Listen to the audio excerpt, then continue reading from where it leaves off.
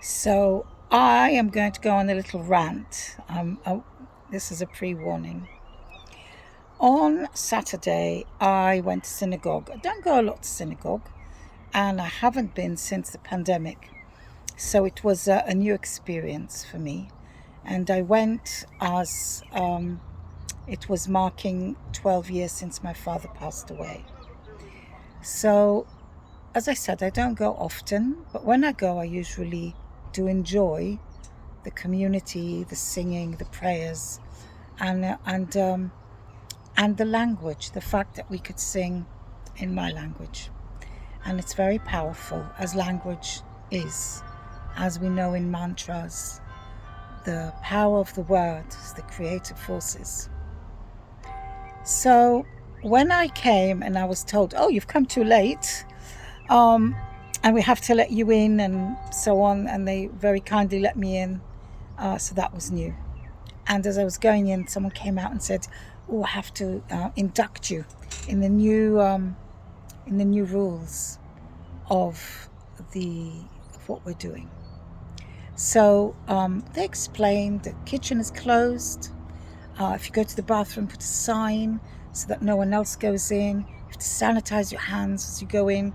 You'll find your name and you'll have two chairs, one for you and one for your belongings and the books, etc. All very organized, free thought, beautifully arranged. And I could see how it made sense, and how they were really trying to ensure that everyone would feel safe. Also, when you have to go up to the Torah, you don't go to the Torah, you stay where you are. You do the prayer from your seat. Everyone looks forward, aside from the rabbi when he gives his sermon. So this was all fine, really, and I could see why it was done. But then, before I went in, the last thing, of course, is you must wear a mask. Okay, all the time. Don't take the mask off. Fine, that's okay. And you can't sing the songs. If you want to join in, you can hum. I was going inwardly. I didn't, of course, say anything. You what? What do you mean you can't sing? What do you mean? I mean, we have a mask on.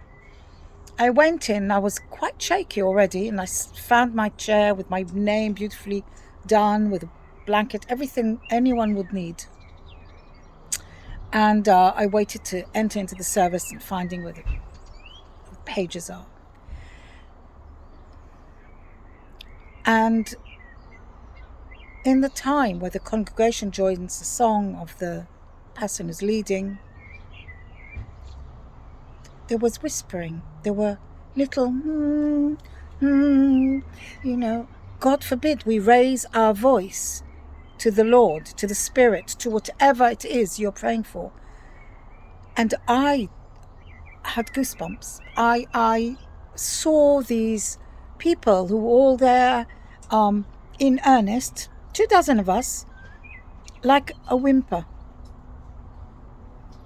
Now, it is known, or some people might know, that a minyan, you want to have 10 people together to do a group prayer, because it is the joining of the prayer, the speaking together, the singing, the raising of the voice that is so powerful. As we know, in any place that we go, in the Jewish tradition, the community sings with the leader of the sermon, who change.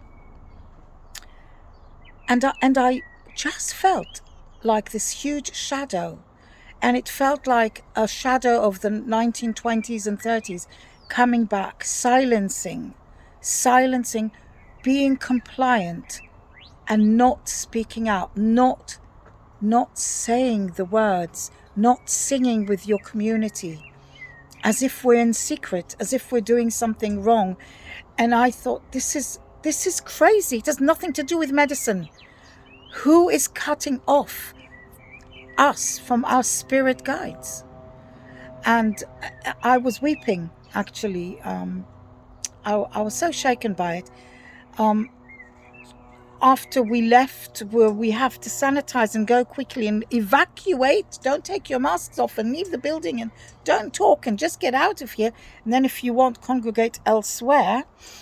I went off and then I came back and with a few people. And then as we were leaving, had a chat with the rabbi who told me that this is the government rules. It's rules for all spiritual places of prayer, though usually in the church you can have a choir singing, but the community can't join in. And I don't understand that. Why are we going ahead with it?